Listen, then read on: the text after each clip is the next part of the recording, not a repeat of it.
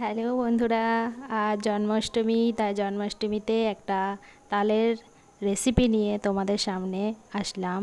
দেখো, তালের ভিতরে নারকেল কোড়াটা একটু দেয়া হলো, সেটাতে একটু গুড় দিয়ে মাখিয়ে নেওয়া হয়েছিল, তার ভিতরে একটু লবণ দেওয়া হয়েছে দেখো, আর এক প্যাকেট সুজি দিয়ে কড়াইয়ে সুন্দর করে নেড়ে নিচ্ছি।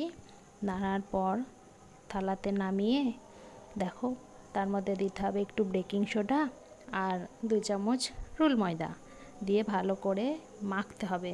সুন্দর করে মাখার পর ছোট ছোট করে লেচি কাটতে হবে। লেচি কেটে লেচিগুলো গোল গোল করতে হবে। গোল করার পর 2 হাতের সাহায্যে একটু চেপটে নিতে হবে। তারপর দেখো, চামচ দিয়ে সুন্দর করে একটা ডিজাইন তৈরি করা হচ্ছে। তোমরা যে যেরকম পারবে সে সেরকম ডিজাইন তৈরি করবে।